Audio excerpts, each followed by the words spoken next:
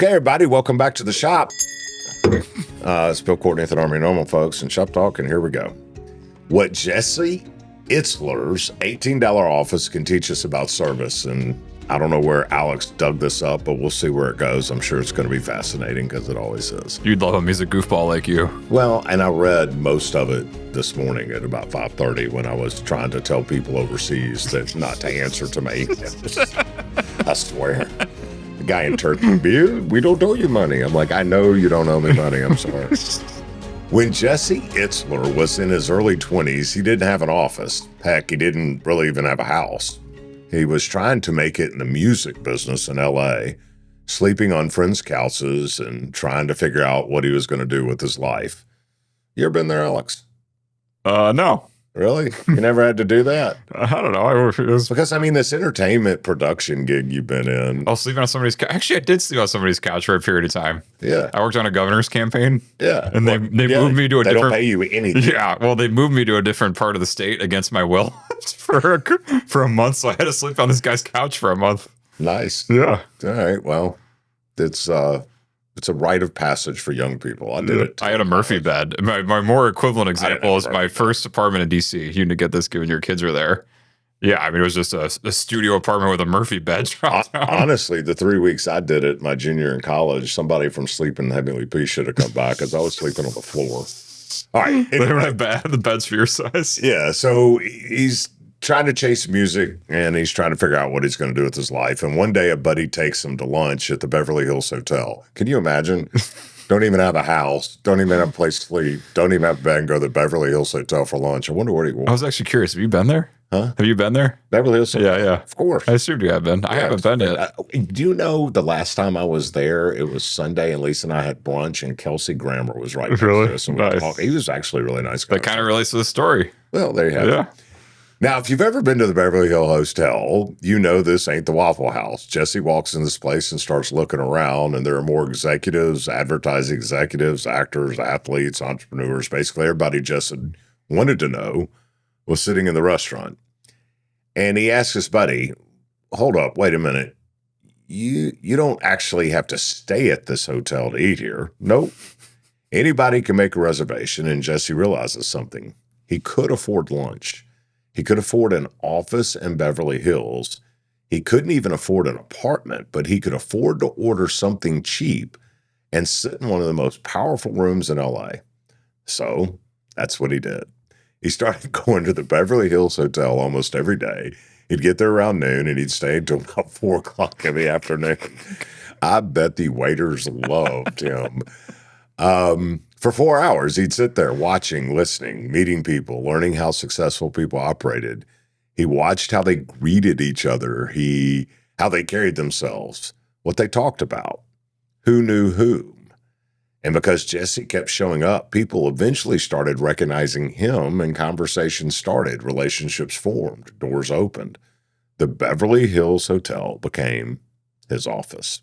Think about the absurdity of that for a second. A broke 20-something-year-old sleeping on couches trying to have a business in the music industry who doesn't have 2 nickels rubbed together decided one of the most famous hotels in America was going to be his office. And the crazy thing is, well, we know how the story turned out. Jesse eventually wrote the anthem, Go, New York, Go, for the New York Knicks, built a business making songs for dozens of professional sports teams. He co-founded a private jet company that he sold to Warren Buffett's company. He became an owner of the Atlanta Hawks, and he married Sarah Blakely, the founder of Spanx. My wife wears Spanx sometimes, who built a billion-dollar business from $5,000 of her own money and a whole lot of hard work. Not bad for a guy whose first office was an $18 lunch at the Beverly Hills Hotel. Now, obviously, eating lunch at the Beverly Hills Hotel didn't make Jesse Itzler successful. Showing up did. Putting himself in rooms where he could learn did. And dare I say, was uncomfortable.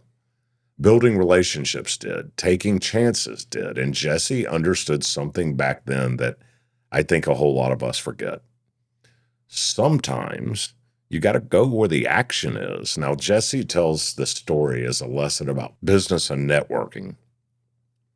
If everybody on Wall Street hangs out at a particular bar, go to the bar. If you're trying to get into sports, an NBA All-Star game comes to your town, figure out where everybody's staying, get yourself in the room. His point is that opportunities aren't necessarily going to come looking for you. You've got to put yourself in a position where opportunities can find you. And I think that's right. But I think there's a lesson in that story that goes way beyond business, because think about how most of us approach service. We sit around waiting for an opportunity to show up. We think, man, I'd love to help somebody, but I don't know anybody who needs help. I'd mentor a kid, but nobody's ever asked me. I'd volunteer somewhere, but I don't know where to go. That's not the way it works. You're sitting on your couch. The action ain't on your couch. The tough neighborhoods are out there. People doing the work in them are out there. And there's endless opportunities in them for you too. There's no such thing as not knowing somebody who needs something. Sometimes the first thing you got to do is simply put yourself in the room. That's one of the many reasons our Army members are launching local service clubs in their community, because we need to create more of those rooms, places where people who care about their community actually know one another. You see, proximity creates opportunity. Jesse figured that out at the Beverly Hills Hotel. We need to figure it out in our communities. There's no way you're ever going to serve anybody unless you get into the room. It's so true how many times we hear, I'd really love to help, but I don't know how, or I don't know who needs help. I mean, I don't know how you can drive around any city in the United States and not see somebody, or see opportunities, not somebody who needs help, but see opportunities to serve. And you got to have the temerity to put yourself in the room.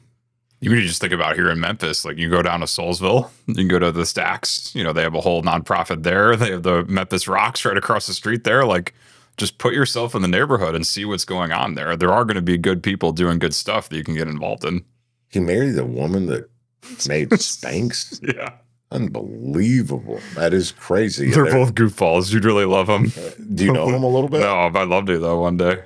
I think the whole point behind this shop talk is if you learn from his lessons, it also plays into something we talk about a lot, which is you don't have to be part of some big 501c3. You don't have to be invited. You don't have to create some massive organization. I think the metaphor of this guy's sleeping on a couch and is having $18 lunches for 4 hours in Beverly Hills Hotel, which means he's ordering like a salad and tea, I think was his order. Yeah, and unlimited refills on iced tea, and he nibbles on a salad for 4 hours. But the point is, he put himself out there, and he wasn't anybody. He didn't have anything, and he wasn't going to create something. He just created opportunity. And, the person who reads to a small young child to help with literacy once a week, that helps that one kid once a week, is just as important as the United Way. But you got to put yourself in the room to do it.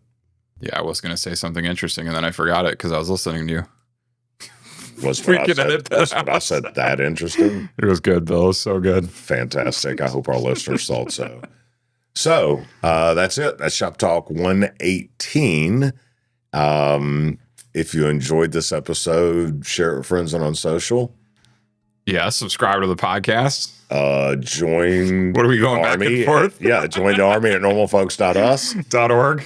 Buy merch. Take the 10-level challenge. If you're from these areas, someone has reached out to Alex and said, hey, I'd like to start an Army Normal Folks Service Club. So if you're from the following cities, email Alex at alex@normalfolks.org and say, hey, I'd like to maybe be part of this budding service club in my community. Which ones do you remember from that list? Lincoln, Nebraska. Good job. There's something in some county in Kentucky. Sumter County in Kansas. Sumter just outside County, of Wichita. Kansas. Actually, somebody who had heard you speak at the Wichita Bear Breakfast. Did that? Yeah. Well, she came up after and said, I'm interested in starting this. That's awesome. Yeah. By the way, I really like the mayor. Yeah, she's awesome. She is cool. Okay, I don't know that. All right, Huntsville, Alabama. Huntsville. Well, one of the fastest growing cities in the country. It's ridiculous we don't have a club there already. Bozeman, Montana, and then somebody's interested in rolling it out in a bunch of locations in Oklahoma, which is exciting. Awesome. Yeah. All right. So if you're interested, if you're from any of those areas, San Antonio, Texas. Yeah, San Antonio. So if you're from any of those cities, you're interested in helping start a service club, there's somebody that's stepped up, willing to start it. They just need members. Email Alex, and I guess that's it. That's Shop Talk number 118. That's it. That's it. Until next week, do what you can. We'll see you later.